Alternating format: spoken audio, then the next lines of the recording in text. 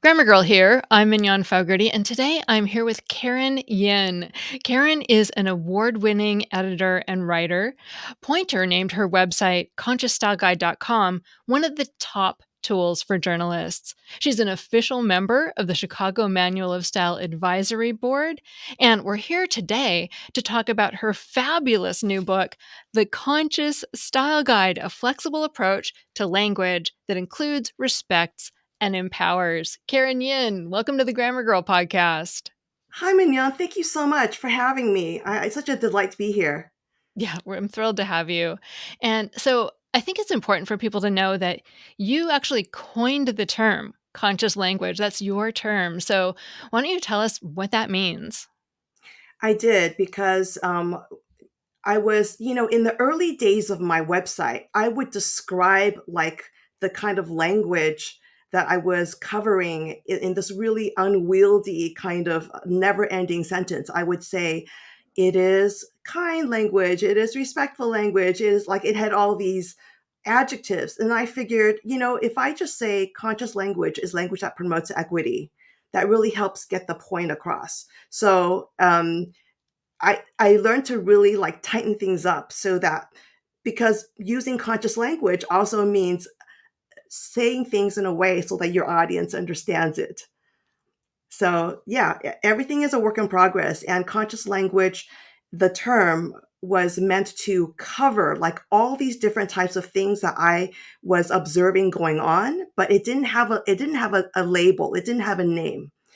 And as we know, giving things a name makes it a thing and it allows us to actually talk about it. Yeah. And so, how does it differ from what people think of as maybe, politically correct language? That's such a great question. Politically correct language, from what I've observed, is language that you use to try and remove offensiveness, but you apply it without context. So it's basically these are the list of words that you should use or you should avoid, and you use it for all situations.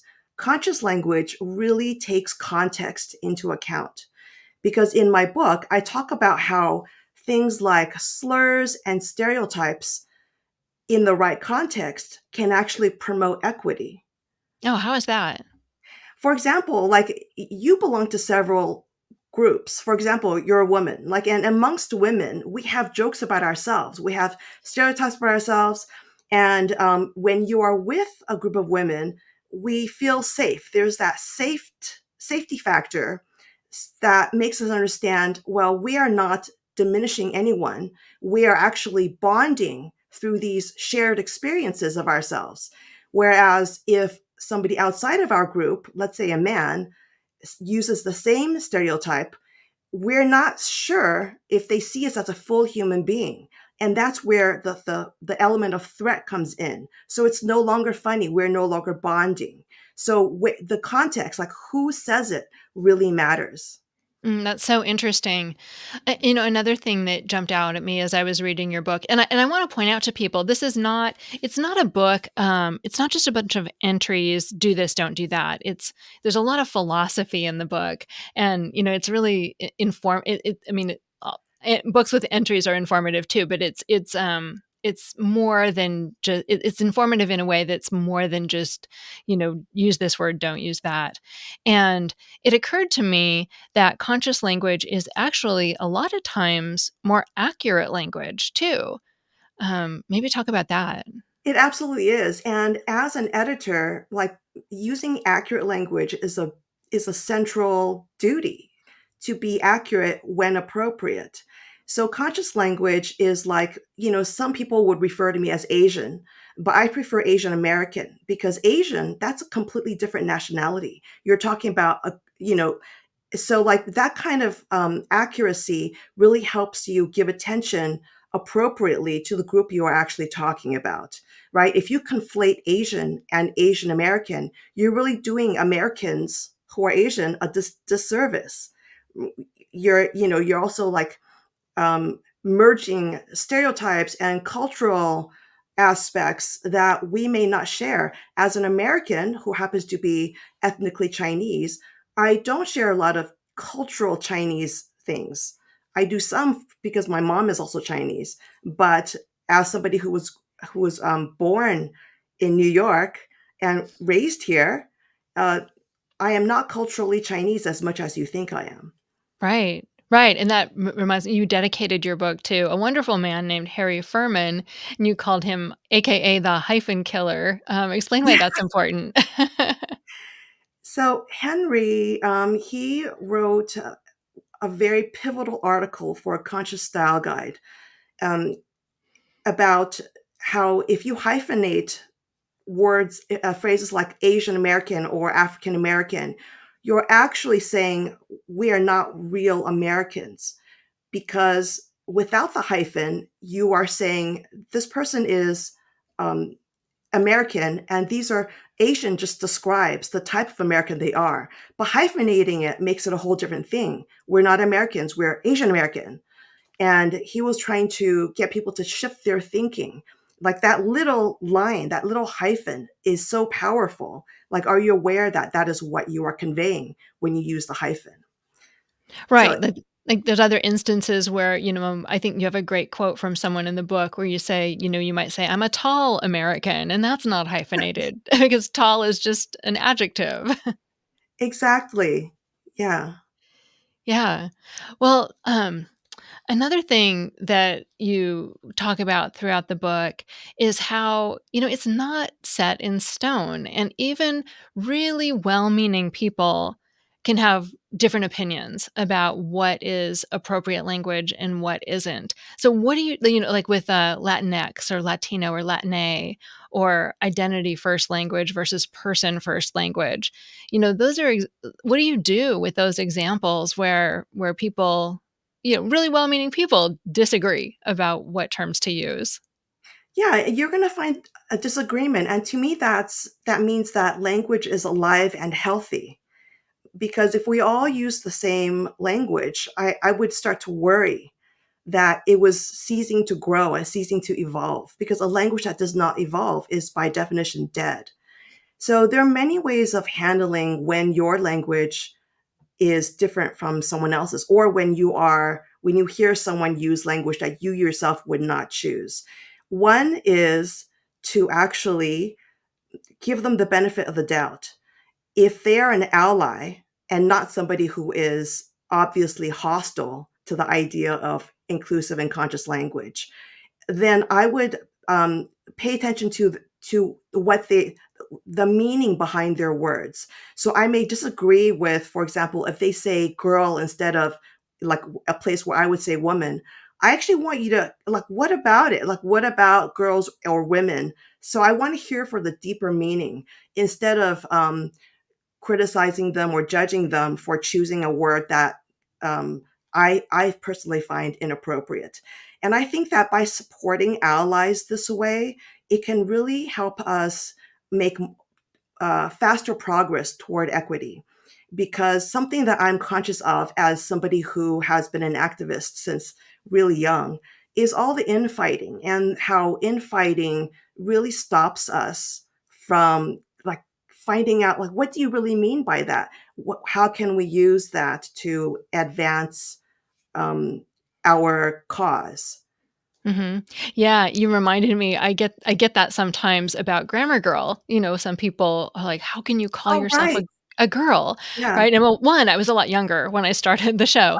But, 2, I did it very, consciously, actually, because I know people are so stressed out about grammar. It can be a really intimidating subject. So when I started the show, I did a lot of things, like also having a cartoon character as the avatar to just make it as friendly and unintimidating as possible. And so I like actively chose to use the word girl. And I knew someone once who insisted on calling me grammar woman. And, I actually found it really annoying. So I Right. know I know he meant well. He thought he was empowering me, but it wasn't my chosen word. And so, you know, I, I I let it go because that's how I Yeah. am. But it was Yeah, it and was a weird thing. I think that's such a perfect example of strategy, right? So somebody might say, well, using a girl when you're a full grown woman That's, sexist language. But the thing is, you chose it very consciously. You want to make a certain kind of impact. And not only that, but as somebody who is a girl or a woman, you have the right to self label, right? So, Mhm. like, that's something else that I put forward in my book, which is if somebody describes themselves in a certain way, that's part of the conversation. That is valid. And there's no need to correct them and say, no, no, you're not a person who is disabled. I mean, sometimes they'll say, you are not a disabled person. You are a person who is disabled. Like they'll correct identity first language so that it's in a format that they were told somewhere down the line is appropriate for all disability identities, which is not conscious. Right. Even though they mean well. They I mean think well. usually they mean well, but it is interesting. And there are choices, when I was reading the part about words with, difficult past, troublesome pasts, a word and I run across that all the time because I'm often looking at the origin of words and phrases for the podcast. And many years ago, I discovered that, hysterical, comes from the idea that, only women get upset. I think it goes back to the Greek or Latin word for womb. It's very hysterical is very much a negative thing about women, and most people don't know that. I personally have chosen not to use hysterical when I mean something's funny. I always say hilarious, but it is something where people can make a choice, even knowing the history. They might still choose to use hysterical. I mean, and you talk about how in different situations, there like you talked about, cakewalk versus, I Mhm. think it was, going off the reservation. Mhm. Those are two that are really different, and you have different advice about those two. Yeah, in that section, I wanted to kind of help people learn to think critically about what they believe in and what their tendency is. Because unless you know, like, how you think and how you would react to those things, it's really hard to adopt or reject language shifts if you don't know, like, where you currently are.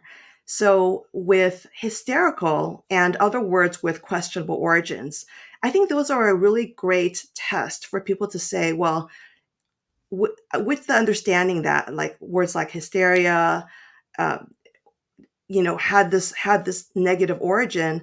There's, how do I handle this? Do I use it for men more, right, to balance out the application for women, or do I um, use it less, like so I don't completely avoid it forever and ever? I just pull back, or like there are all these different approaches to language. Like something I wanted people to think about with origin, especially, is how consistent are you? If you avoid words that have a sexist origin, what about all of the other words with sexist or racist or like negative origins? How consistent are you? Is it feasible for you to be actively avoiding all those words because you're talking about a lot of English if you want to avoid all words with bad origins? What if a word has an excellent origin but is currently skunked? Like, Mhm. like how would you balance that out? So how much does origin really matter? I personally don't give origin that much weight. What matters more to me is how that marginalized group thinks about a word now. Like, even if that word had like uh, emerged from like the best of intentions and slowly became skunked or became offensive, how marginalized groups treat that word now or receive that word now matters. That's what matters to me. I don't care about where it came from. There are times when you can describe an origin of a word and I get this ick feeling. Well, Mhm. then I'm just going to avoid it. So for me, it's kind of case by case, but I always defer to the group that it directly affects. So I don't really worry about origin that much. I go directly to them. I try to research how do they feel about this word. That's what I go by. Not much thought, not much angst. Yeah, and if you need to ask, how can you what is a good way to ask someone or a group if a word is bothersome for them? Um, a lot of marginalized groups already have guides that they have published for free online. So all of those, that's actually where consciousstyleguide.com came from.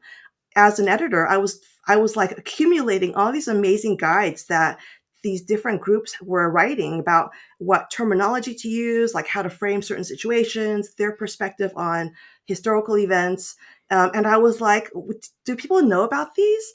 And through some conversations with editor friends, they were like, oh, no, we don't know about these. So, even as far back as I think it was 2011, I was like, I'm going to put all of these on one website so people can access them because you can't raise awareness without like, people can't use it if they're not aware about it. Um, so it wasn't until like I quit this job that I had that I was able to launch consciousstyleguide.com in 2015. So I would recommend checking my website first because that way, so the issue with like turning to your friend who is of that community and saying, hey, how do you feel about this?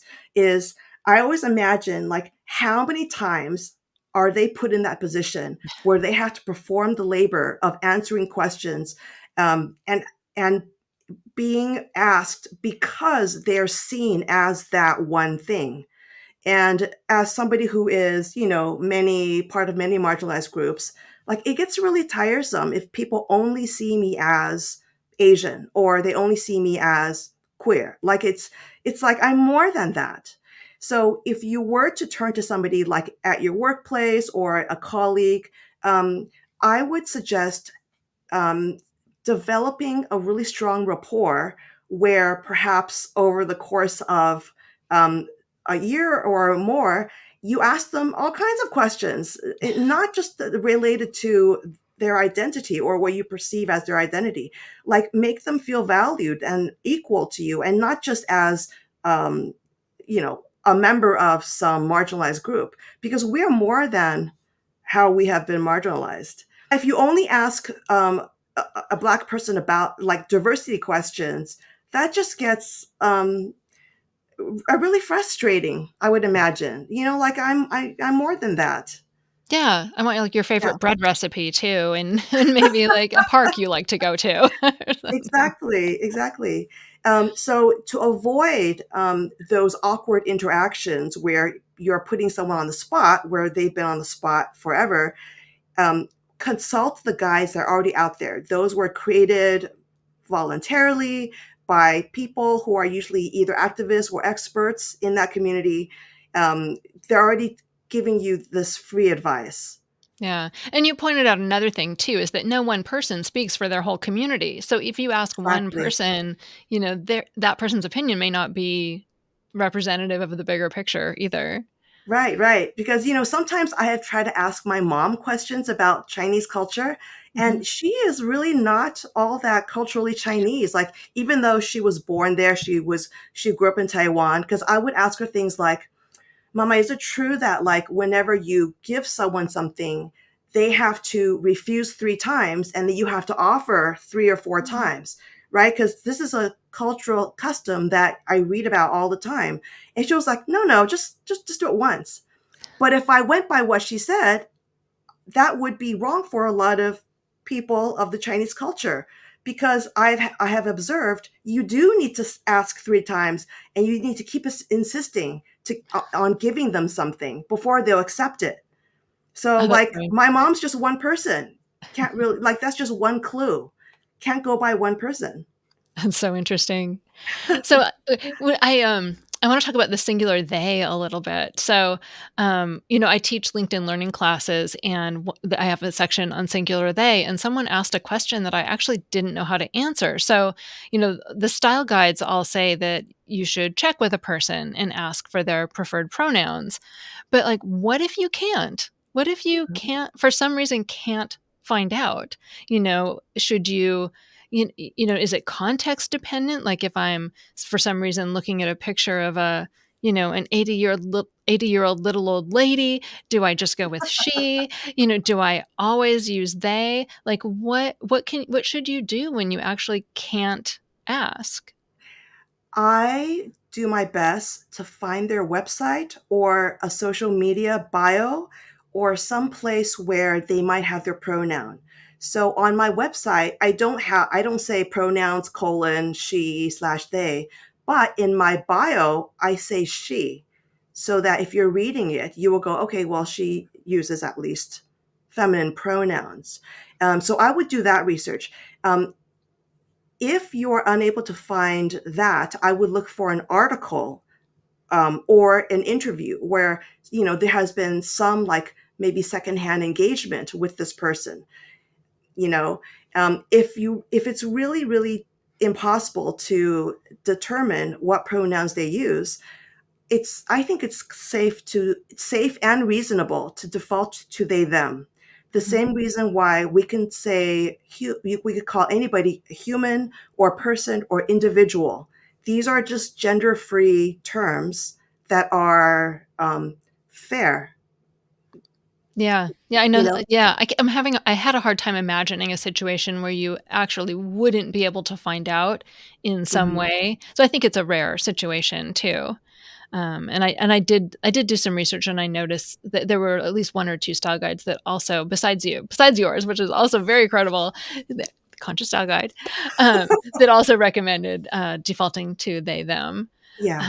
Yeah. So we're Because style guides actually are supposed to help you by making it easier to be practical, right? So when you have a style rule that you're operating by, that means you don't need to consider each situation really hard. If you have a rule, you just apply that rule. When you sense that something may be happening where you need to do deeper research or you need to break this rule, then you are free to be flexible. Like all style guides encourage flexibility for your own context. Mhm, yeah. So we're gonna take a quick break, and then when we come back, I actually have, another question about the singular they, and then we'll talk about some other, specific topics as well. We'll be right back. Welcome back. So I wanted to talk a little bit more about the singular they because, that has come up many times over the last 10 or 12 years. I've covered it multiple times, and every time the style books have changed a little bit. To me, it's almost passé, like, I don't even bat an eye when I see it anymore. It's just very normal for me to see it, but I run into people still who haven't even heard of it, and I'm always shocked, but, I'm a writer, I'm an editor, I live in the language world, and a lot of people don't, obviously, and or I'll do my AP Style webinar, and I'll be talking about how AP Style says to use the singular they, and I'll see people in the comments typing, "I would never get away with that at work." And so I wanted you to talk about sort of the way language changes and particularly the singular they and how that's changed over time and maybe what you feel like it tells us about conscious language. I think singular they has so many benefits. When I was a young editor, like right out of college, I had my first job editing.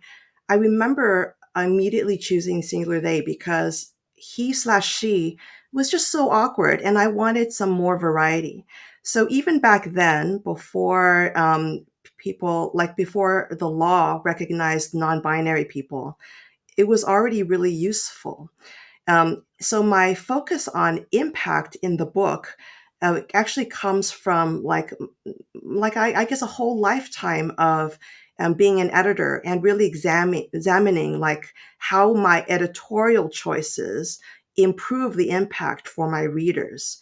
So a lot of people who are resistant, maybe in a workplace, may realize that, well, there are non-binary people. How are you going to refer to them using only binary pronouns? So maybe that will be the push that helps them adopt the singular they more often.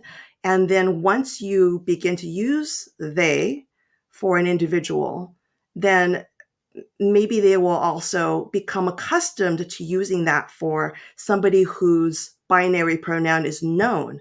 For example, like the reason why I say you can use she or they for me is because um, why do you need to gender me so hard with a pronoun?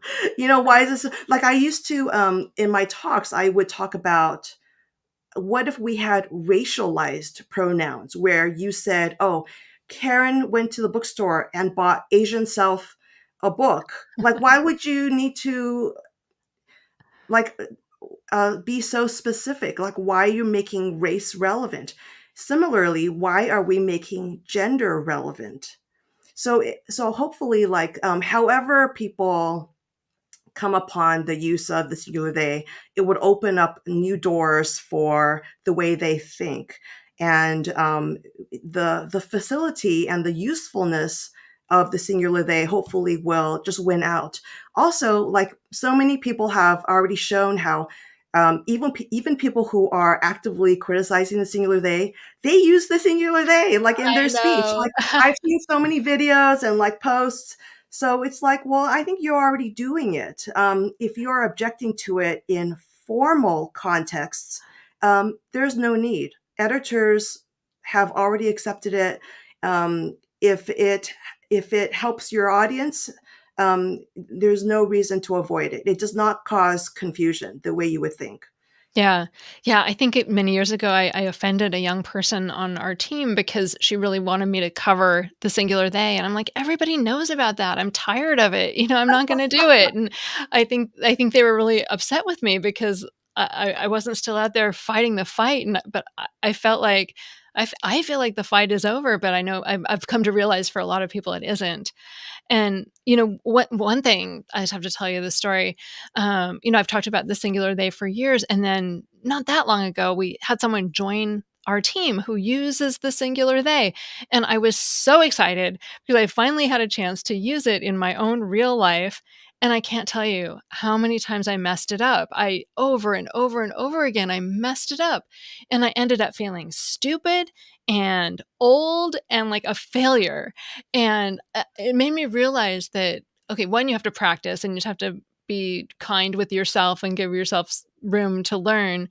But also, if someone like me is having that kind of problem and those feelings, a lot of people are. And, I recognized that it didn't have to be that way. But I think a lot of people, when they start feeling stupid and old and like a failure, they just start feeling really negatively about the whole thing. And then they start just hating on the idea of it because because they feel bad about themselves because of their inability to get it, quote unquote, get it right. And so I'm hopeful. It was a really humbling experience for me because I thought I was all modern and with it and would have no problem with it, but I did. So, in the people that I was around showed me a lot of grace, and I really appreciated that. Yeah, changing your language is difficult, especially with something like pronouns, because throughout our lives, I mean, not only has it been deeply ingrained in our language, but we were also criticized for not using the correct pronoun, for not using binary pronouns. So now we are being asked to like almost like for each person reconsider the pronoun that we're using. I often use pronouns incorrectly when it's someone that I have known for many years, and back then they used a completely different pronoun, and that is when I have the hardest time. Like, oh yeah, that they're he now. Like that. Mhm. That's when Yeah. I have trouble. Um, Part of the reason, actually, a lot of the reason why I wrote the Conscious Style Guide was to help people um, understand that these mistakes are common. Um, there are ways around it. For example, learning to apologize, right? It's like when you pick up any other skill, like let's say tumbling. Um, well, there's a correct way to tumble and an incorrect way to tumble. And if you do it incorrectly, how do you recover? So in this book, I wanted people to know, well, there's a way to recover If it will it be super successful? Well, that depends on a lot of things. But this is something that we can do so that it takes the pressure off of having to be like uber correct all the time. I am not correct all the time. I also don't want to be correct all the time. I am okay with giving myself leeway and surrounding myself with people who also make errors, and we forgive each other for making these errors. People who are really what's the word, intense about using the correct language. Their version of correct language is probably not my version of correct language. So to me, their correct language may be incorrect. So, like, you have all these misalignments everywhere. And part of what the Conscious Style Guide does is it reassures you that this is going to happen. Misalignment happens for so many reasons. For example, when you call yourself grammar girl, some people might criticize that, but you had a really, your reason was strategy. It was, it was thought out. It was not just automatic language. So the section on like how misalignment happens in my book hopefully will make it more understandable when people mess up. I think messing up is so expected and so normal that when we jump on each other, when we jump on allies for messing up, we're really causing them to shrink away from um, using conscious language more because they might be worried, well, what if this is not conscious enough? Or what if what if I say the wrong thing to this person of a different culture here? Like, if we made it more okay for people to choose words that we are not aligned with, I think that will help more people stay in the conscious language movement. And then we can build, right? Without these allies alongside us, we are losing their perspectives, their ideas. Like, we cannot build together. Who are we building with? We're just trying to forge a path with fewer people. And I think that's what makes it more difficult for marginalized people, losing allies who have more influence and power. Mhm. Yeah, I love your approach to this so much. It's so thoughtful and Um, the last thing I wanted to talk to you about, well, one thing I find myself wondering actually is, do people confess to you a lot? I feel like I'm confessing all my errors, and I know you don't call them errors, but through the conversation, yeah, I'm thinking of all the things. Oh, I want to talk to Karen about this because there's this thing I did wrong, and I don't necessarily feel good about it. So It's funny that you bring that up. So when I was just starting out as an editor, I realized that if I sent emails that were perfectly spelled and with all the correct capitalization, people would always write back and say, "Oh, I'm so afraid that I'm going to say something wrong and spell something wrong." And so what I did, Mignon, was I stopped capitalizing. oh my gosh. Okay, so just imagine, right? An editor, you're talking to an editor, and then everything is lowercase in their emails. I mean, people stopped expressing that fear. So, as somebody who people see as a leader in conscious language, I also take care to just be goofy and be funny and around the subject for conscious language. This is on purpose, right? Mhm. I'm a goofball on purpose because if I came to you and I was like super academic and I had like a tight little button down top on and I don't know. That might make you feel like you also have to sit up and you also have to speak perfectly. So um, I want people to be comforted by that. Yeah. You know, No, like that's great. That's one thing I noticed when I joined sort of the editing community many years ago, started writing to other people who were prominent writers and editors. I noticed that, like, a lot of them were much more casual in their emails than I would have expected, and it really did put me at ease. I mean, nobody went so far as to not capitalize, but I did notice, people writing like gonna, or, like a thing, things that you wouldn't necessarily expect from a language leader, and Right, right. it was nice actually. Yeah. So Yeah. my latest thing is like when I'm corresponding with somebody who like reached out to me for some language thing or work thing, is I'm like, okay, who's going to use an emoji first? I use You a lot of know, emoji. like I feel like that completely shifts the whole context. And then from then on, like they're using emojis and like people are like just it just changes the whole mood of the exchange, which I like, which I prefer. That's so interesting. Yeah. So the last thing I wanted to talk about is your name. So your name is Karen Yin, and the name Karen has become sort of an insult. And last year sometime, I had someone actually write up a piece about Karen and also Lazy Susan as these names that had become slurs almost. And I ended up killing the story. It was because I realized no matter how good it was, there was nothing wrong with the story, and I paid the writer, but I realized I was never going to be comfortable running this piece. It just felt just too difficult to me, but it feels like something worth having a conversation about, but not something that I was comfortable going out and saying it's this way, it's that way, do this, don't do that. I just couldn't do it. And I wonder, I would like to talk about it. So as a Karen, how do you feel about this? Um, I think about the word Karen a lot and how it has become like a slur. Like first it started off as a funny meme about maybe a white woman, a blonde white woman with a certain haircut complaining to the manager. Like back then that was kind of it wasn't a slur yet, right? And then it started to morph. And in the conscious style guide, I talk a lot about consequence. Like consequence is one of the five components of conscious language. The others being content, context, consequence, and then complexity and compassion.